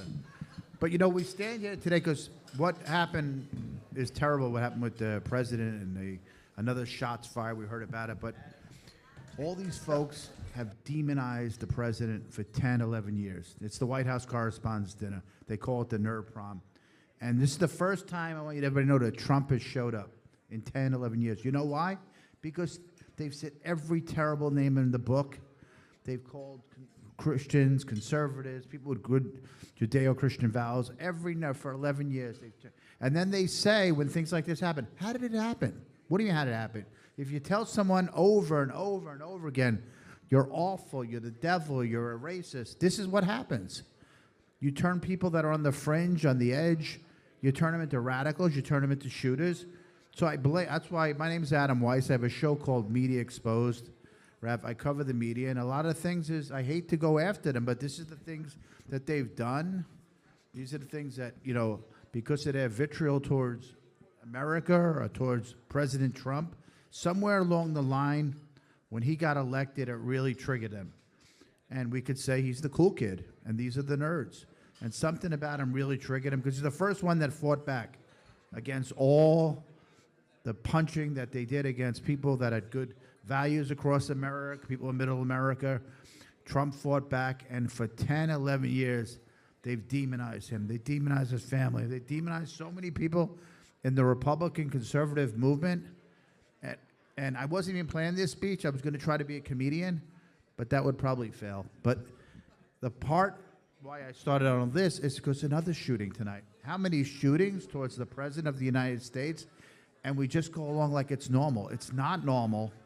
It's not normal what they did towards a lot of society, towards half of America, and it needs to be stopped. And I'm glad the president keeps fighting against it, but let's pray and thankful that everybody's okay. And we just left there. Blair and I left, and we left there's early on, they have all these pre-parties. We went to the Fox party, went to the ABC party.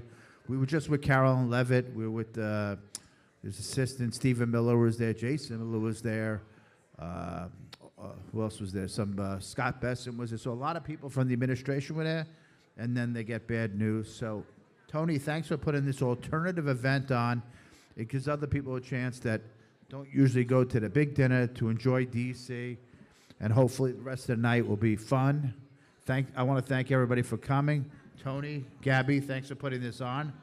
But if nobody went to if nobody went to Gabby and Tony's Hispanic Prosperity Gala, they threw the best party. There was 700 people. In Mar-a-Lago, I've never seen two big things of paella, steak. I mean, Hispanics throw the best parties. 700 people, entertainment. Congratulations on that. I don't know how you could fit more people than we had this year, but we'd have to. Maybe Trump will do some additions to Mar-a-Lago just for your party. But thank everybody for coming. Thank you, and God bless America. Okay, so now we have our next speaker, and our next speaker is Kimberly Klacik. She's an American political commentator, businesswoman, and former congressional candidate. She has built a national presence as a media personality and speaker, often advocating for economic empowerment, education reform, and policies she believes benefit underserved communities. Please help me welcome Kimberly. Good evening. My name is Kim Klacik, and for those that don't know who I am, I did run in Baltimore City. In 2020, I wore a red dress and red high heels, and I thought I was the shit. And I walked down the streets of Baltimore, and I thought, you know what? We're going to save this city like we're going to save every inner city. Obviously, we're a little distracted right now because we heard about the shots fired at the White House Correspondents' dinner. I am getting some feedback from some of my friends that are there, and they're saying that they believe that they shot the intruder in the lobby and that he has been killed. So that's what they're reporting currently. I also wanted to just say to you guys, you know, way back when, before Trump was elected, I think a lot of us felt the same way, that we thought the Republican Party was down and out. I don't know if you guys felt that way, but I know I did. President Trump was then elected, and I think it really blew a fresh breath of air in our party, and I think that many people at that point in time thought, you know what, we could give this another go. And so right now, I think it is very important that we keep the America First movement going. Sometimes I think we've gone a little astray. I think a lot of us could agree with that. But just so you guys know, my red dress ad, it wouldn't have been what it was if I didn't get a call from Benny Johnson and Charlie Kirk. So I just wanted to make sure that we recognize, again, Charlie Kirk. We were robbed when he was assassinated. We truly were. He believed in my race. He believed in so many races across this country, and I just don't want us to give up. We can take over. We can make sure that we put America first. America can be great again. We should be the #1 country in this world. Hell yeah to Gulf of America. Hell yeah to the Western Hemisphere. It should be ours. America first, America only. God bless America. Now I would like to introduce you to someone extremely influential in the Hispanic community. He's the founder of Real America's Voice en Español. He's a White House correspondent, and he's the founder of viral media outlets in Spanish, such as La Derecha Diario and UHN+. Please help me welcome my friend Javier Negre.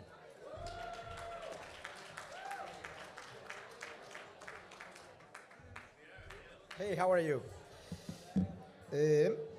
Good evening, everyone. Thank you for being here. I'm Javier Negre, president of the Hispanic programming at Real America's Voice and owner of media outlets such as UHN+, La Derecha Diario, and EDA TV. The socialist government of Spain wants to put me in jail for exposing its corruption. I cannot come back to Mexico because the supporters of President Sheinbaum wants to kill me for exposing the relationship of the Mexican government with the cartel. The story behind this event is really simple. Many of us here, we are media outlets with the hard parts in the White House. We wanted to attend to the official dinner of the White House Correspondents Association taking place tonight. Now, President Trump, he was evacuated because of security reasons. We have to pray for him. We were not allowed to be in that dinner. We were censored because we are media organizations that we support President Trump and the MAGA movement. And because with low-cost teams, we are achieving greater reach than they are, as they have lost their credibility. Many of these legacy media outlets misled the public during the coronavirus pandemic, promote woke and transgender ideology, they run anti-Semitic campaigns, and they receive funding from globalist foundations such as George Soros, Open Society. These same outlets also try to prevent the new media represented here from entering the White House to practice journalism freely, as Press Secretary Caroline Leavitt had allowed us to do. That is why I decided to support Tony Delgado and Gabriela Berrospi in promoting this event following the successful Hispanic Prosperity Gala that we held at Mar-a-Lago, more than 700 people. These are difficult times, times of fake news and constant attacks by legacy media against President Trump. We want to use our platforms, our media outlets, and our social network to make sure that Democrats don't return to power and allow illegal criminals to enter the country again, individuals who are not being deported like by ICE. Legacy media don't report that many of those deported under President Trump are criminals, nor do they report how the Iranian regime, now being controlled by, has spent like years killing innocent people and funding international terrorism. The legacy media, they don't say anything about that. They just blame President Trump to kill them, as he has to do. We were not invited to their dinner because we challenged them with God's help, and because we promote influencers who openly criticize them. Today, anyone can challenge these journalists through their social media. Through our viral platforms, we can support leaders who emerge from social media despite legacy media, conspiring against them, like leaders like President Argentina Milei or Bukele in El Salvador. With just a cell phone, we can be independent. Journalists like Nick Shirley or James O'Keefe and expose large-scale fraud. Tonight, we will the first of many dinners in honor of free and combative journalists. The truth will set us free, and God bless you all. Thank you very much. Next year, we have to rent another space because this year it was like really tiny, but next year I'm gonna make sure that President Trump is gonna be here because we are gonna take care of him and we are gonna take care of the security measures. So God bless you. I'm happy to be here. Bye-bye.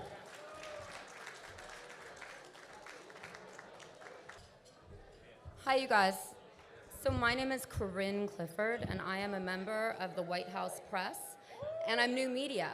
And what happened this year is that I was told not to join the 501c3 nonprofit that's having the dinner tonight because they won't give us voting rights, because we're Trump supporters, because we're MAGA, because we stand up for the First Amendment free press, because we stand up for America first. And that's something that really matters, America first. And so I'm so grateful to Tony Delgado and his beautiful wife for hosting this alternative dinner that we should make the real dinner, because the 501c3, the White House Press Correspondent Association, is corrupt. They wouldn't give the new media tickets. If they gave us a ticket, they'd give us one. And we don't even know, we wouldn't have the right to vote in that 501c3. So why should I join it? Why should I spend $140 a year? So I just want to thank Tony Delgado and his wife for having this America First dinner. And I'm so grateful and so thankful because I just came from the hotel lobby. I probably would have been shot. I'm always in the wrong place at the wrong time. But I made a really wise decision today. I invited one of my favorite people from Los Angeles. I grew up in Pacific Palisades, California, where all of our houses burned. But I invited a legendary actor. He's right there. His name is Esai Morales. I want him to come up here. We're going to give him an award because he's standing up for First Amendment free press. This is not about Republican or Democrat or anything political. This is about free press where I'm not going to get censored. I don't get censored by Rob Sig of Real America's Voice. I don't get censored. When I do news, I tell the truth. Boots on the ground, heels on the ground, like James O'Keefe and Laura Loomer and all of our amazing friends. So I want Esai Morales to come up here and talk about how important it is to preserve free press because he's standing up for us right now. So thank you, Esai. I'm so grateful that you're here. Thank you. Thank you. Thank you, guys. Oh, my. First of all, we were just at that place. She's right. We may have dodged the bullet. Who knows? But let's pray for everyone who falls victim to political violence. Guys, when we can't speak to each other, when we are so manipulated by our algorithms that keep us incarcerated in a single mindset, it's easy to turn the opponent into the devil, the enemy, someone who shouldn't be alive. And that is, that's a really sad state of affairs. I come from a long tradition of bleeding heart liberals. And I grew up in the Hollywood mindset, in the what I would call the group, the hive mind. And then I realized, after years of debating with my Republican friends, never losing respect for them, always realizing that even though we didn't agree, there was a shared humanity, a decency about conservatives that I couldn't deny. So when I played a certain character, Francisco d'Anconia in Ayn Rand's Atlas Shrugged, I started adopting the mentality of this character, and I realized I agreed with him a lot. And I believe in meritocracy. And I realized that my own team wasn't always telling me the truth. So I come here not as a partisan, but as someone who still respects the ability to speak one's mind freely. And that's what it's really all about. We shouldn't have to hide conservatives in Hollywood. We shouldn't have to have this kind of cancel mentality that says, if you don't agree, you're a racist, you're a bigot, and you should never work again. So I've always felt for the underdog. And that's why I'm here tonight, because this is the party of the underdog. So give yourselves a hand for being proud to stand up and say, hey, we're here too and we matter. So thank you so much, Carlos. Thank you so much, Gabriela, for this honor, and God bless you. Isa, thank you so much, man. Thank you. Thank you. So Yeah, just so stay for a second. on behalf of Latino Wall Street, Isa Morales, we want to give you this award for being the Patriots' voice and for standing up for conservative Latino Christian values. Thank you, my friend, and it's such an honor and a privilege. God bless you. God bless America. Let's do the picture here. All right, so for the next award, I want to invite to the stage, on behalf of James O'Keefe. James texted me, said he wasn't going to be able to make it down to D.C. His house was just raided by the same radical division that we've been talking about all night. But on behalf of him, on behalf of OMG Media, let's give it up for Mike. Mike from OMG Media. He's the first White House correspondent for James O'Keefe. And take it away, Mike. Thank you. Interesting night so far, isn't it? Well, thank you. You know, they shot Trump multiple times, and they've attacked James O'Keefe multiple times. They just took his guns away last week, and then we're fighting them in court now. Our team, myself and James, got attacked on L.A. in Skid Row by these illegal vote fraud people. They're rigging ballots in L.A., and they punched our cameraman in the face. They pepper sprayed James O'Keefe in the face. But similar to Trump, James O'Keefe has never stopped. He keeps going. In fact, you know, they had a party last night for some kind of dating app. I'll leave it up to the imagination what dating app it was. But, you know, I think people should be a little scared about going to dating apps in Washington, D.C. now, because you never know when James O'Keefe is going to have a spy there. I think there's a lot of spies maybe in this room, maybe, you know. So we just exposed someone, top nuclear official in the Army, who went on a date with this girl, first date, first 5 minutes of meeting her, and he says to her, oh, here's all the top secret nuclear information for this country. He gave her every classified thing you can imagine. Pretty crazy, right? And needless to say, he's getting fired now, and the work that James O'Keefe is doing, mark my words, by the end of this year, people are gonna go to jail. Not just fired, they're gonna go to jail now because of this. So we're getting results. We exposed the corrupt beef industry that are just rigging the prices. We're exposing these deep state actors. There's 1 million Biden holdovers in the administration right now that are disrupting the administration. So we're exposing all of them. We have our foundation, Citizen Journalist Foundation, that is raising money to protect whistleblowers and citizen journalists, the real journalists. You know, they have their cool kids table down the street where apparently they have a few shooters there too. And they don't let us real journalists there. You know, I met so many really cool people in the White House in these past few weeks. You know, I'm the new kid on the block. You know, I meet some of these new people here, and they're so kind, they're welcoming, they show me the ropes. I would have no idea how to even tie my shoes in the White House without these people here. And I really do value them with the Lindell team, the Real America's Voice team, everybody, you know, Corinne.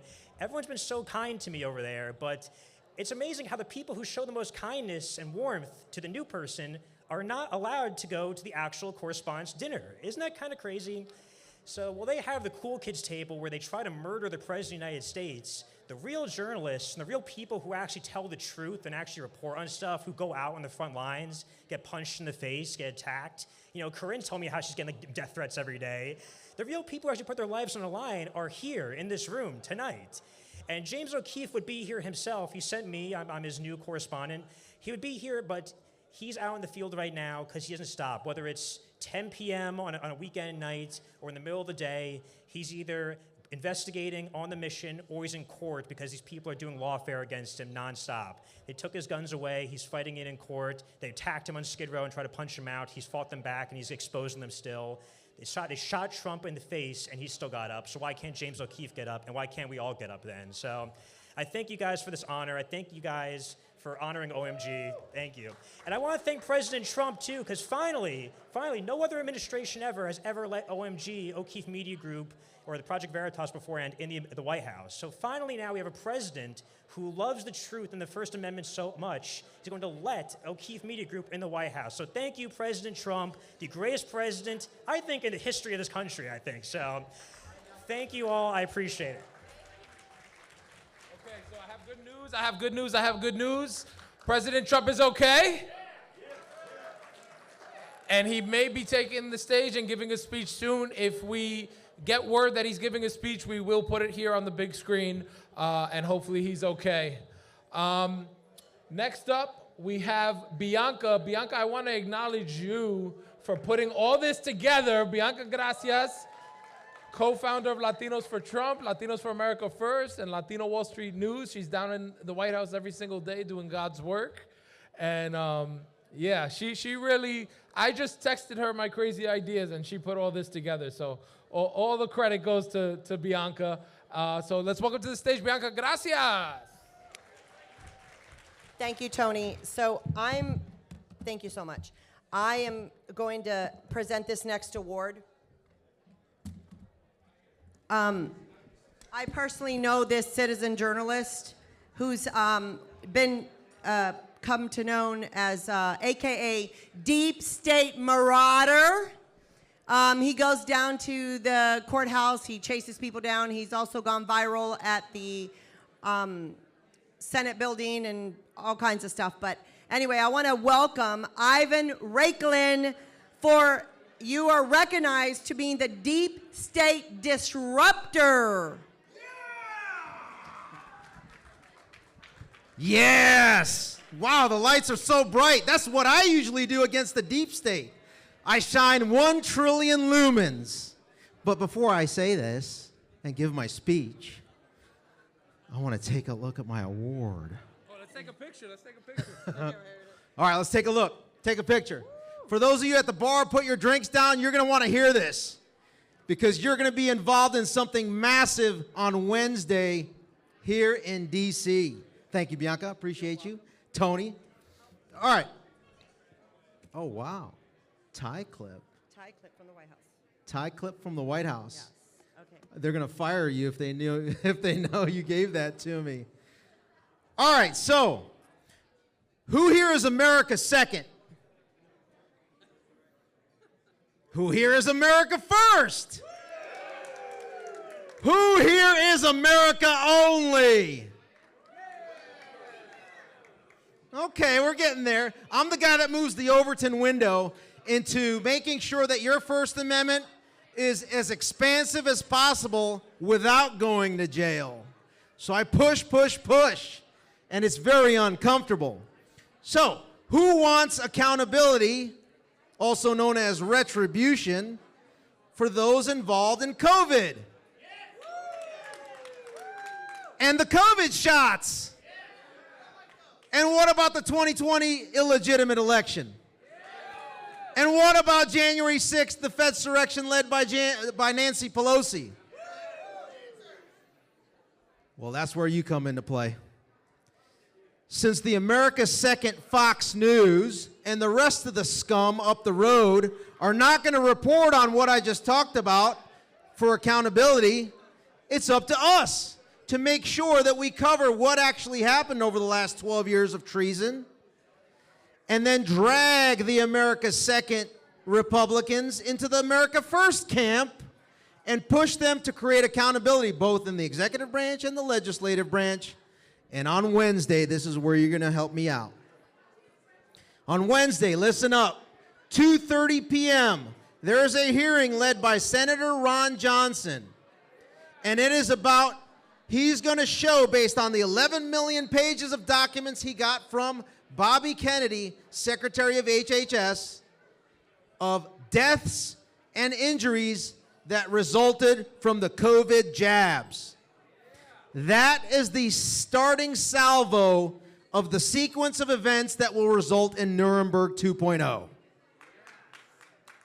Weak. You guys are weak. That's why I'm the deep state marauder and you're not. Okay? So with that, Wednesday 2:30, I need everybody to amplify that hearing so that the rest of the country knows what we conspiracy theorists knew on day one. So, I'm going to close and say this. Tony, thanks for letting me exercise my First Amendment in an uncomfortable manner. Very risky. Bianca, thank you for the award. And hands together for dos Latinos poderosos que representan América primero. Thank you. Oh, Let me get my award. Got to get your award. CCC. All right. And then I just want to take the time to recognize my good friend, Tony Delgado from Latino Wall Street. I want to recognize him. He's not just my dear friend. He's become my boss now, but I love working with him because we're two crazy Latinos. And so, Tony, I want to honor you, and I brought something for you. Oh my God, you're so sweet. Hold this. I want to show what it is. It is a one-of-a-kind. You can only get this at the White House, and once they're sold out, you can't get any more. It is a 45-47 red tie. It's the only one that has the Trump signature on the back. Woo! Thank you. For Lord. you. Mwah. You're amazing. For you, because you are amazing. And without you, none of this would be possible. Thank With you, you and Lord. Gabby, but there you go. Love you. Love you too. Thank you, Lord. So yeah, I mean, we covered a lot today, the wokeness in the media, the wokeness in Hollywood. And when I think about the American dream, right? The American dream used to be you lived in a small town somewhere in the Midwest, in Ohio, somewhere, and then you moved to a big city, right? You moved to New York or you moved to Los Angeles, and that used to be the American dream. And the American dream has turned into a nightmare, right? Look at what's happening in New York City. Me and my wife left New York City because there was crime everywhere. There was poverty. The streets were not safe. And we're seeing the same thing happen in the beautiful state of California. And California is a beautiful state, right? You know, we used to watch Full House growing up, right? That was the American dream. And now, you know, California, to watch what's happened to California over the past few decades is really sad. And so we're going to bring up my friend Leo Zaki, who's running for governor of California as a Republican. Let's welcome to the stage my good friend, Leo. Thank you, Leo. Thanks, I appreciate it, Tony. Hey, guys. How awesome is tonight? We've got so many great people in the house. I mean, Colonel Ivan Ranklin, what a superstar he is. He's really fighting for everybody. Every one of you that came here tonight, you're here because you care and you really do mean America first when you say it. And we're kind of getting a lot of mixed messages with America first. What is America first? What can we say to be America first, right? Everybody's very leery of what they can say, right? Can't say the J word, can't say the I word, can't say the Z word. Because if you do, antiseptic, and it's a whole bad look. But I really think that America first means America first. Like, we need to put this country first. We're not doing that right now. And we constantly look for people to get elected to office that offer us all these promises that they're going to fix this, they're going to drain the swamp, all the things are going to get magically better. And they never really seem to do that. And in California, I mean, we're just completely outnumbered by the Democrats. Even the no-party preferences, I have a larger registration than Republicans. But it's not a lost cause. The problem is that people aren't feeling motivated to get active and get engaged. You guys are a little bit different. You're sick in the head. You're like me. You're political junkies, right? You can't get enough of this. You have to know what's going on, and because you care, because your heart's in it. And that's the whole reason I got into the running for office, because I give a shit. You know, and a lot of people don't. It's so easy to just say, fuck it, whatever, like, you know, not my problem. I don't want to be that person. I mean, look, I mean, here it is again tonight. Another prime example of why all the best people would say, I'm never, ever going to do that job, because they could get killed. I mean, Trump just got shot at again, right? Why the hell would any of the smart, intelligent, successful people take that risk? It's stupid, especially when you got a family and kids. I keep telling Tony he needs to frickin' run for office. And he's like, well, when the kids get older, I say do it now. But Yeah, you got plenty. But we have to actually get more engaged. We have to stop holding our tongues. And when you really feel something, let it out. Because there are good people in D.C. Not a lot, but there are. And I think Thomas Massey's one of them. People can disagree. I know Trump says, he's a grandstander, he's a big grandstander. I disagree, you know. And I know Trump just got shot at, and I want the president to do well. I respect him. I love him. I voted for him 6 fucking times. But where's my Epstein list, right? Where, like, no new wars, right? We heard that was a good joke earlier. It's not plural, right? Right, it's not plural. Oh, yeah, it's just one new war. Just one. But it's not a war.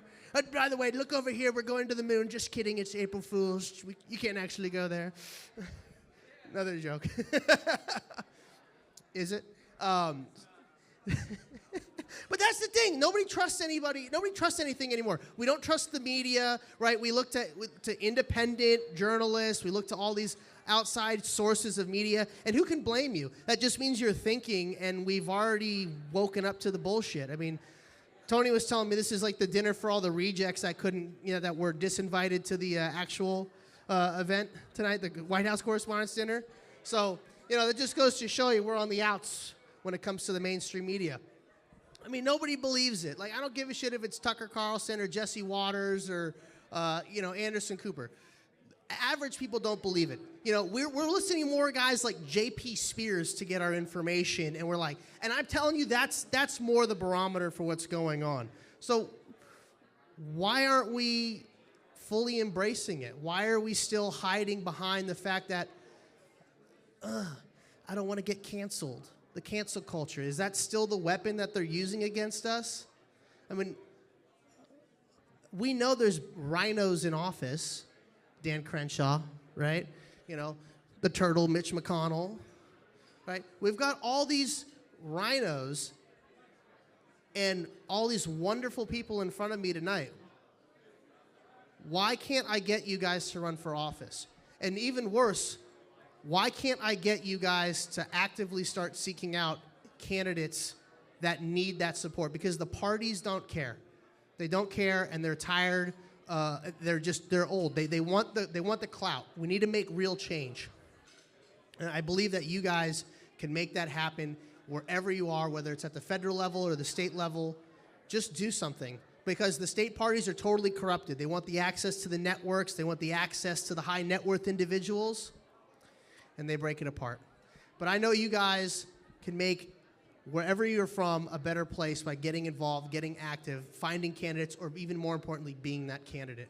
Because America First is going to take real America First initiative, and I know all of you have it. So we need to find those candidates and support them. That's really my big message for everybody tonight. I know Tony wanted to make some jokes about California. So California is the only state where you can come in illegally and get a boob job if you're transgender. So I wish Blair was here to hear that one, because it could have saved her a lot of money, but it's a try. It's a bit of fish. And then somebody was talking about, like, was it the Persian guy from Chicago? Yeah. You mentioned something about abortions or something like that, right? Or the kids are so expensive. Yeah, California, you can abort them after birth. It's okay. You got to move to California. So, but anyways, yeah. We want to make sure America's great. Keep support. We want Trump to do the best thing he can, but we have to let him know if we're not quiet. If we're quiet and we don't say how we really feel, then the swamp is going to continue to grow. So I encourage all of you to get loud, get active. When Ivan Ranklin says, get up there, show your support, make noise, it's working. He's doing it. So be part of that movement. Continue the America First love, and thank you guys for having me this evening. Let's give it up for my man, Leo. Let's make California great again. So, yeah, again, we're going to start wrapping up soon. The bar will be open till 10. We're going to have some music. Deepak's going to close us out. I just want to acknowledge everyone, the whole team. Bobby, shout out to Bobby from the White House for helping pull a lot of strings. Shout out to Hugo Sanchez. I know Hugo, my head of security, he's running around here. Shout out to just everyone. And yeah, very, very grateful for everyone for coming together. Again, doesn't matter if you're a Democrat or a Republican. When I was growing up, we wanted our country to do better, and we can do that if we all work together. And so without further ado, I want to thank my beautiful wife. Give up for Gabby, the best part of the night. And whether you're a Democrat, you're a Republican, you're black, you're white, you're Latino, you're Chinese, it doesn't matter as long as you put America first. And let's bring up my main man Deepak to take us home. Special thanks one more time for Tony Delgado. Give it up for Tony and his wife Gabby for having us all here tonight at the real Correspondents Dinner. Good to see so many familiar friends from all over, meet new friends. And the theme of the night, obviously, is America First and freedom. So this last song is called Let the Freedom Ring. Let's kick it nice and loud, my friends, and put your hands together and sing along with me. It's going to be a vibe.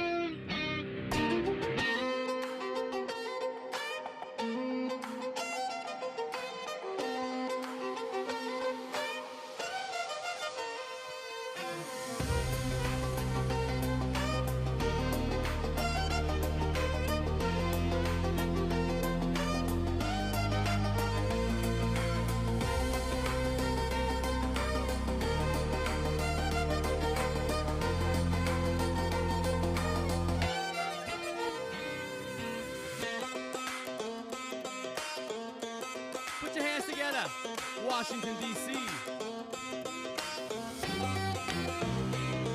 Come on, yeah.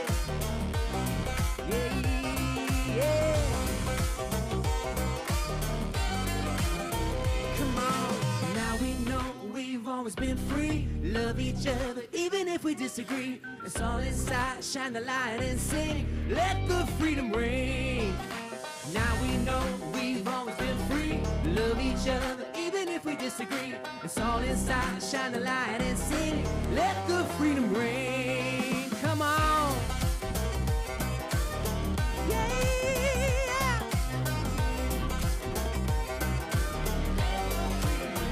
Oh, come on now. We sing it out in my heart. Yeah. Come on, let the freedom ring. Oh, thinking about how don't feel stuck and divided. Cause all my brothers and sisters be keeping on fighting. Oh, what you wanna do to beat it and get up out of this mess? If only we remember who we are. Sing it again now, now we know we've always been free. Love each other even if we disagree. It's all inside, shine the light and sing. Let the freedom ring. Now we know we've always been free. Love each other even if we disagree. It's all inside, shine the light and sing. Let the freedom ring.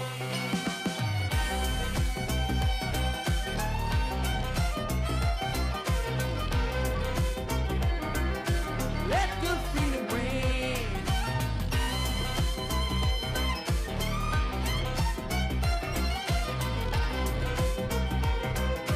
Let the freedom ring. Go let that freedom Sing it with me, guys. Go let that freedom ring. Sing loud. Go let that freedom ring. Let the freedom ring. Go let that freedom ring. Go let that freedom ring.